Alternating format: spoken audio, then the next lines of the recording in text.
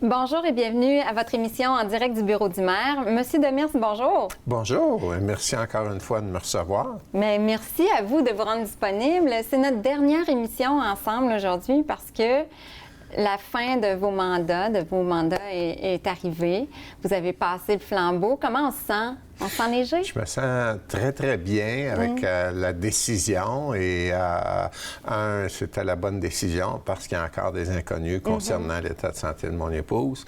Et deux, les citoyens ont décidé de faire confiance à mon équipe et à M. Boyer pour la suite des choses. Et ce qui fait que je n'ai pas l'impression de laisser tomber la population. Pas du tout. Pas du tout. Et vous avez eu une soirée à votre honneur cette semaine. Est-ce que ça se peut? Oui, une soirée pour me faire plaisir qui a été organisée en secret.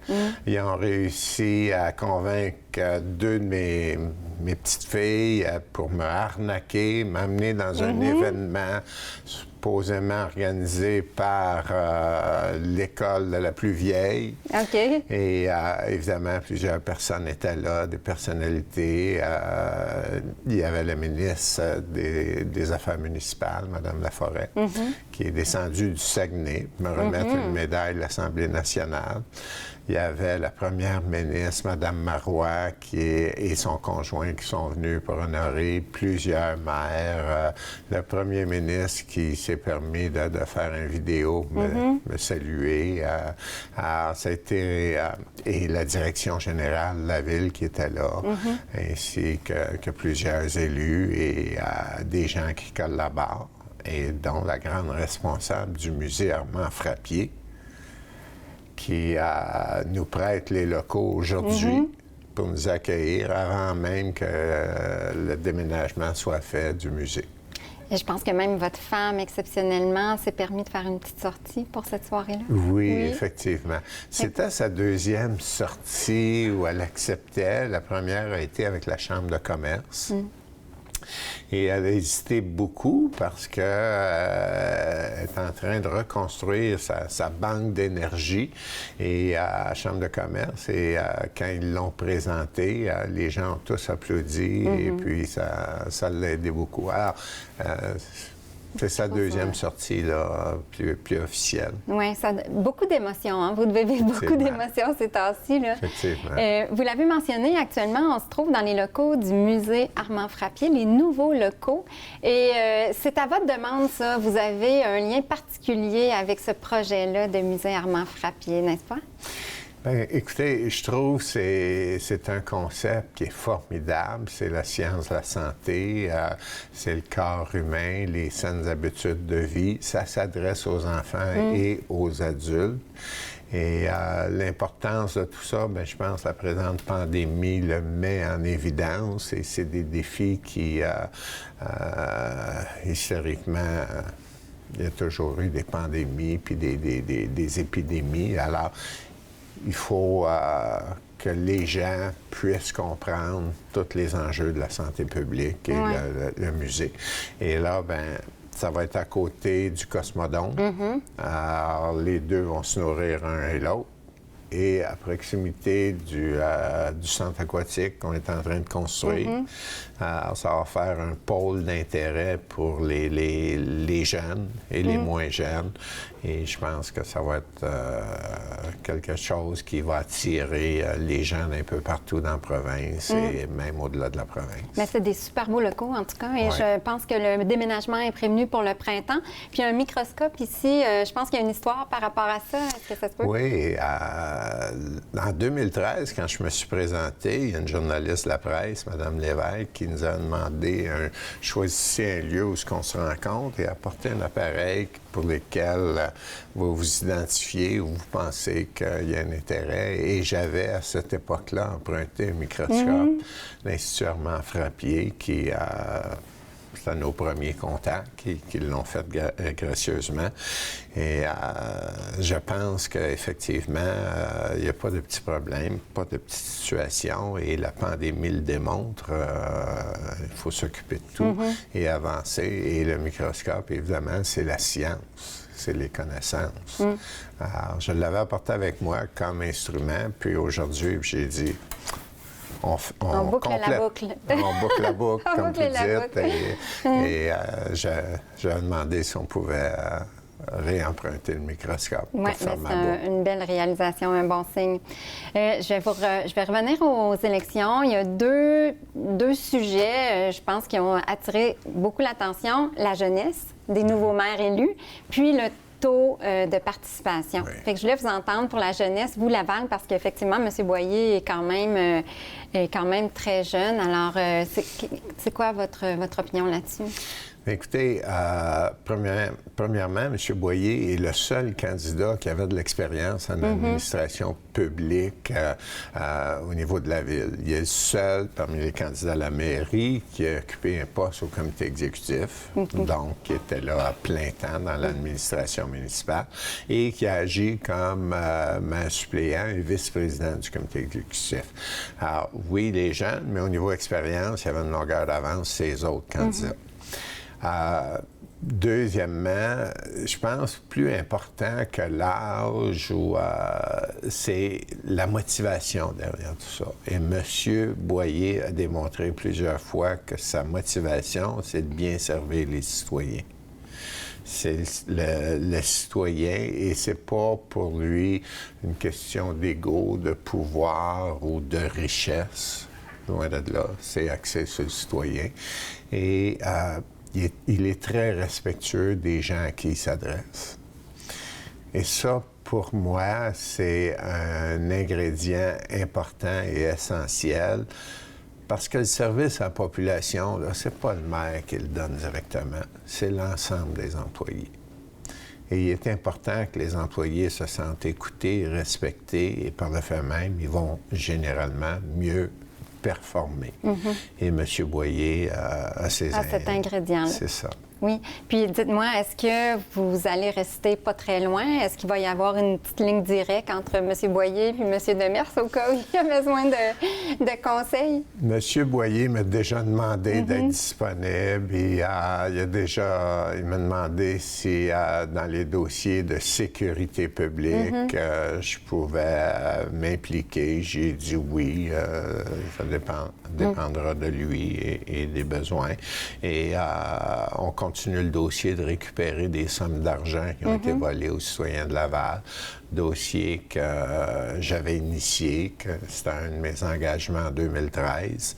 À date, on a récupéré environ 50 millions qui a été redonné aux citoyens en services et en infrastructure. Mais je pense qu'il y a peut-être un autre 10 millions qu'on peut aller chercher d'ici à peu près 1 an. Et oui, je serai disponible. OK. Donc, vous ne coupez pas complètement le cordon. Non, du tout. Bon. Fait que pour le reste de l'émission, je voulais rendre ça un petit peu léger pour la dernière avec vous. Fait que je vais vous soumettre, c'est des questions en rafale, je vais vous soumettre des sujets. Je veux que vous me disiez qu'est-ce qui vous vient en tête quand vous pensez à ces sujets-là. Ça peut être quelque chose que vous êtes fier, quelque chose qui vous préoccupe. Fait que, est-ce que vous êtes prêts? Oui. C'est bon, on part. OK. Culture Laval. Avez-vous un coup de cœur ou quelque chose dont vous êtes très fier? Laval est la seule région qui n'avait aucune subvention du gouvernement du Québec sur une subvention récurrente au niveau de la culture, ce qui donnait une certaine latitude et autonomie à nos gens de la culture. Alors oui, on a poussé très fort là-dessus et de plus en plus, les gens consomment de la culture à Laval et je suis très fier du grand chemin que le dossier a fait et que les gens ont fait là-dessus. Alors, oui, c'est important. C'est parfait. Ça commence bien. Ensuite, inondation. C'est quelque chose de gros aussi, ça, dans vos mandats. Hein? Effectivement, 2017-2019, on a eu des inondations records qui sont supposées d'arriver aux 300 ans, mais personne ne les avait avisés. Alors, on a poussé le dossier très, très fort. On a changé la façon de protéger nos citoyens et on est toujours en négociation avec le ministère de l'Environnement qui, soit dit en passant, est aussi le ministre responsable de Laval. Alors, les communications vont bien. pour arriver avec des infrastructures permanentes pour protéger le vieux bâti dans plusieurs secteurs. OK. Bon, bien, parfait. Puis je pense que aussi, vous vous êtes préparé pour voir venir les coûts les prochaines fois aussi. Hein? Je pense que ça, il y a eu beaucoup d'efforts là-dessus. Négociation de conventions collectives, ça aussi? Alors, au moment où on se parle, il y a un seul groupe sur 11 et c'est pas un groupe où les gens sont nombreux qui n'est pas signé. Alors, la semaine passée, il y a 2 semaines, on a signé des conventions collectives avec 2 groupes d'employés, dont l'École Blanc, une entente de 6 ans. Alors, on peut prévoir un climat serein à l'horizon pour les relations de travail à Ville-de-Laval, et ça, j'en suis très fier. Un des objectifs était de ramener la fierté d'être employé à Ville-de-Laval, et je pense qu'on peut dire qu'on l'a atteint. Oui, ça fait plusieurs fois que vous le mentionnez. C'était quelque chose qui est important pour vous, ça. Ouais. Je pense que c'est atteint. Sécurité publique. Premièrement, j'aimerais dire que Ville-de-Laval est une des villes les plus sécuritaires en Amérique du Nord. Maintenant, un coup de feu, une fusillade, une agression, c'est une agression de trop. Alors, dès qu'on a senti, qu'on a vu des symptômes qu'il commençait à avoir des tensions entre certains groupes de criminels, on a interpellé le gouvernement, la police de Montréal, avec qui on doit travailler, la Sûreté du Québec. Et déjà là, il y a eu des efforts. Et nous, on a ajouté 1,2 million pour engager 8 personnes de plus pour contrer ce phénomène-là et travailler. Et il y a eu des arrestations, il y a eu des gestes opposés, mais ce qu'on veut faire surtout, c'est de la prévention.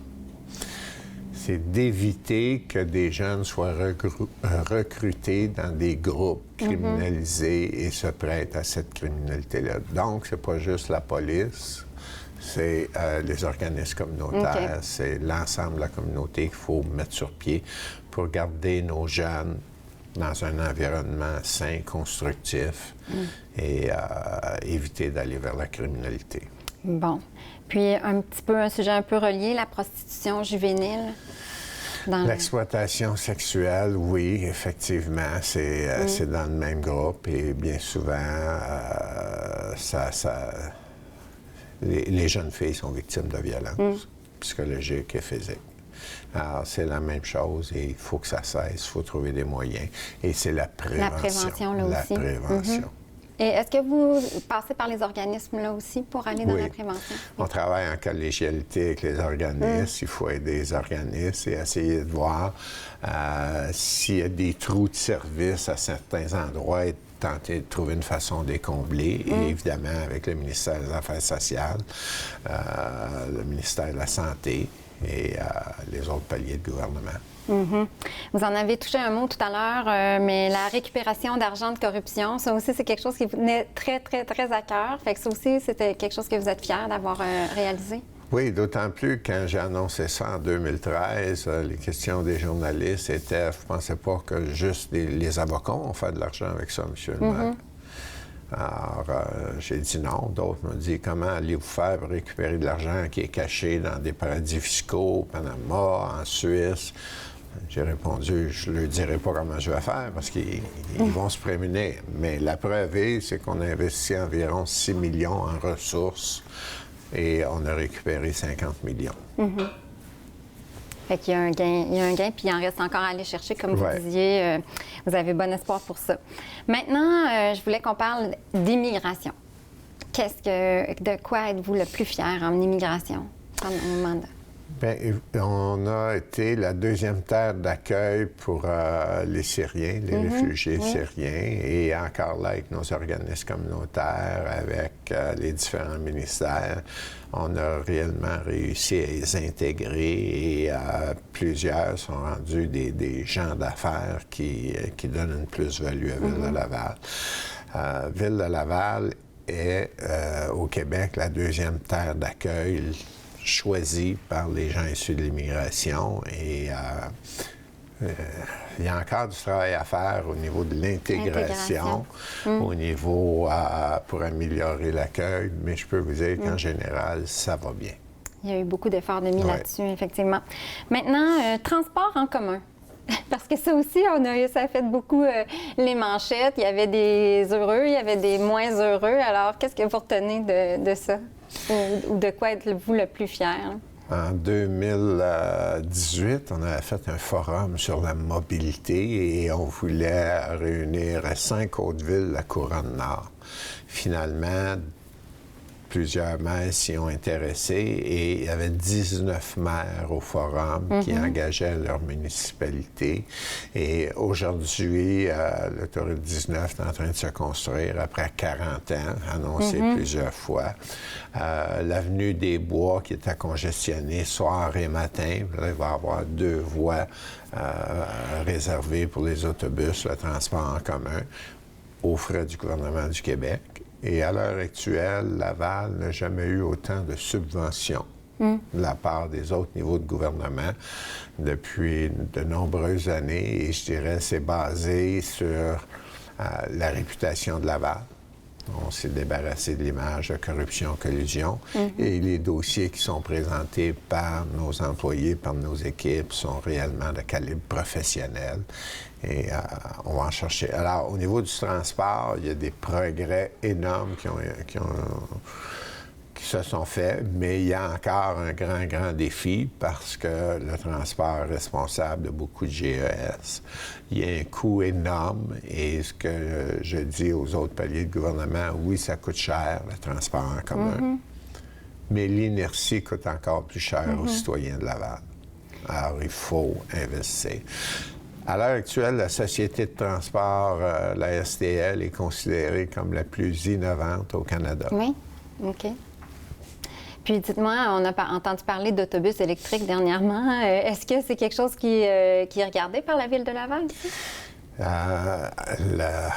On n'achètera plus d'autobus hybrides dans les prochaines années. On va acheter des autobus électriques. On est en train de construire un garage adapté pour les autobus électriques. On a acheté déjà 10 autobus électriques. Et là, évidemment, il faut voir comment on les utilise et les routes en conséquence, la recharge. Et évidemment, des postes de recharge. On est en train d'en placer un peu partout sur notre territoire. Ça, c'est pour les autobus électriques, mais tous les services à Ville de Laval ont un plan d'électrification de la flotte automobile de la ville aussi. Et on a plusieurs bornes électriques accessibles un peu partout. Et nous avons un règlement qui sera passé que tous les nouveaux immeubles à logement multiples devront avoir des bornes électriques de placer. Bon. Alors oui, on est parmi les plus agressifs pour l'électrification du transport sur notre territoire. Oui, j'en ai vu d'ailleurs ici dans le stationnement tout à l'heure. Il y en a plusieurs qui sont déjà là. Un peu dans le même sujet, les pistes cyclables, qui est un dossier chaud, ça aussi. Il y avait des mécontents à ce niveau-là. Alors ça, qu'est-ce que vous retenez de ça?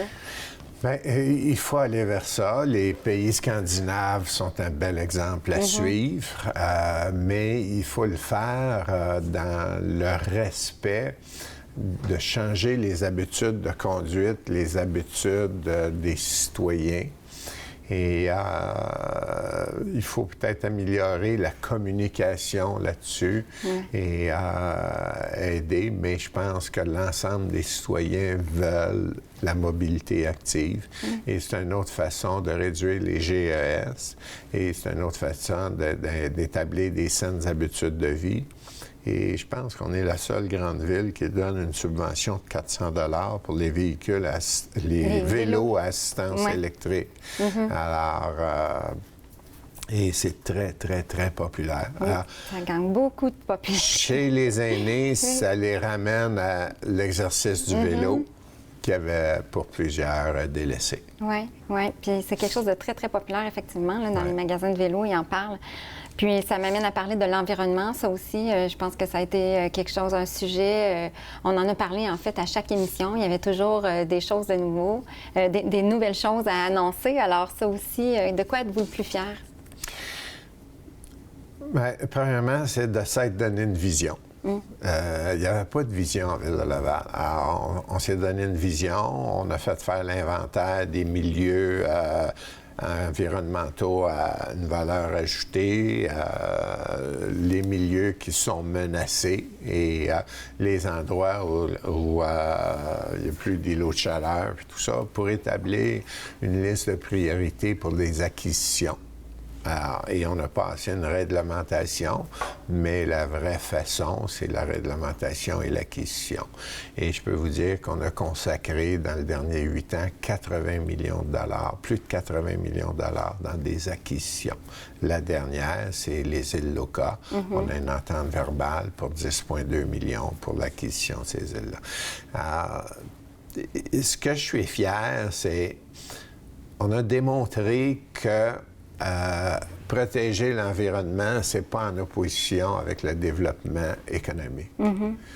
Puis je pense au contraire, c'est que les problèmes environnementaux sont tellement énormes que ça va devenir un milieu fertile pour l'économie mondiale parce que on s'en sort quand même pas trop pire ici, mais si je pense en Orient, la Chine, l'Inde, en Amérique du Sud, le coût de la pollution atmosphérique en soins médicaux est énorme. Alors, il y a un marché économique là, formidable qui sera basé sur les connaissances. Alors, il n'y a pas d'opposition, puis arrêtons de se mettre ça dans la tête, là, qu'on protège l'environnement au détriment de l'économie ou on stimule l'économie au détriment de l'environnement. Bon, puis parlons-en de l'économie. De quoi vous êtes le plus fier? Il y a eu la pandémie là, qui a marqué beaucoup peut-être votre plan initial que vous aviez à ce point de vue-là. Oui, mais il faut toujours regarder, selon les circonstances, notre performance globale. Alors, notre bulletin, il nous est produit, par les économistes de Desjardins, qui, selon leur analyse, dans les régions administratives du Québec, la mieux positionnée, c'est Laval, pour cette année et l'année prochaine. Alors, ils font des prévisions sur 2 ans. Bon, on est premier de classe, là. C'est quand même bien. Et évidemment, la firme de notation SP Global qui établit la cote de crédit qui nous permet d'emprunter des sommes d'argent à moindre coût. On a quand même 650 millions de dettes à Ville-de-Laval. C'est des emprunts. On paye moins d'intérêts là-dessus. Et ça, pour moi, c'est important. L'argent payé sur des intérêts, c'est, à mon sens, l'argent bien souvent gaspillé. Alors, c'est dans ce sens-là. Bon. Puis, au point de vue économique aussi, il y a eu un gros dossier qui s'appelle la Place Belle, qui a été une grosse réalisation aussi. Alors, de quoi êtes-vous le plus fier là-dedans? Oui, écoutez, évidemment, la pandémie a ralenti les activités à la Place Belle. C'était un gros défi, mais premièrement, la réalisation de la Place Belle elle-même, la construction, qui était mal ficelée, mal planifiée lorsqu'on est arrivé. Il n'y avait pas de stationnement, il n'y avait pas d'argent prévu pour les stationnements. Il y avait des espaces de restauration économique, de location dans les plans de construction. Mais il n'y avait rien au budget pour ça. Au bout de la ligne, on a quand même réussi à livrer ça en temps, livrer ça en deçà du budget, environ 10 à 15 millions en bas du budget prévu. Et je pense qu'avant la pandémie, c'est un succès, les représentations qu'il y a eu là. Tout. Et, ça va redémarrer. Ouais, oui, on espère ça va redémarrer. Puis il y avait eu des petits enjeux aussi, justement, vous le disiez à propos des stationnements. Fait comment ça s'était terminé, ça? Bien, écoutez, ce qu'on a fait pour économiser, parce qu'on a des enjeux comme ça, on a étudié la possibilité, c'est qu'on sert des stationnements de l'hôtel de ville avec des relais d'autobus. Okay. Un petit peu comme le casino a fait à Montréal. Et ça a 2 avantages. Ça a réduit le coût, évidemment, de la construction, parce que les stationnements intérieurs, c'est environ 40 000 chaque stationnement. Et ça a aussi atténué le problème de congestion les soirées de représentation, parce que les gens sont amenés immédiatement dans un autre lieu et là peuvent quitter plus rapidement. Et moi, je l'ai utilisé à chaque fois que je suis allé à Place Belle. ce qui veut dire peut-être 7-8 fois. Et les gens l'apprécient, les gens qui l'utilisent me le disent tous. Ça fonctionne. Ça fonctionne, ils sont heureux du système. Bon, mais tant mieux. Fait que je termine avec 2 petits sujets très, très légers. Faire de la télé. Je voulais savoir comment vous avez trouvé ça, parce que c'était peut-être pas quelque chose que vous vous attendiez à faire dans votre mandat. Puis comment est-ce que vous avez trouvé que ça fonctionnait? Vous vous rapprochiez de vos citoyens? Mais je pense que toute l'information qu'on peut acheminer aux citoyens, c'est nécessaire, parce qu'au bout de la ligne, c'est l'argent du citoyen. J'ai apprécié beaucoup travailler avec l'équipe. Et tout le monde dans mon équipe à moi, qui m'entoure, mes gens de communication, me disent « Marc, sois plus expressif.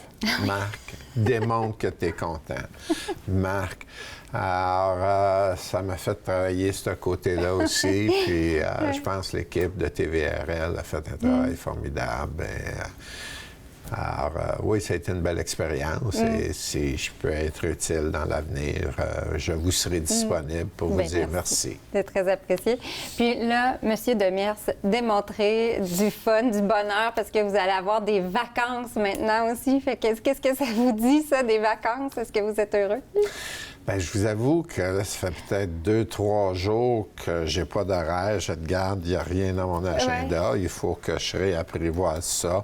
Mais mon épouse m'a promis de m'aider à m'encadrer. Et on va passer plus de temps ensemble. Et puis aussi voir les amis. J'ai délaissé mes amis parce que je travaillais presque tout le temps. Mais oui, il faut avoir des reconnexions à faire. C'est bien, mais s'il y a des enjeux ou des problèmes où je peux être utile, je me rendrai disponible. Bien, je vous souhaite d'excellentes vacances. Je vous souhaite un bel avenir après mandat.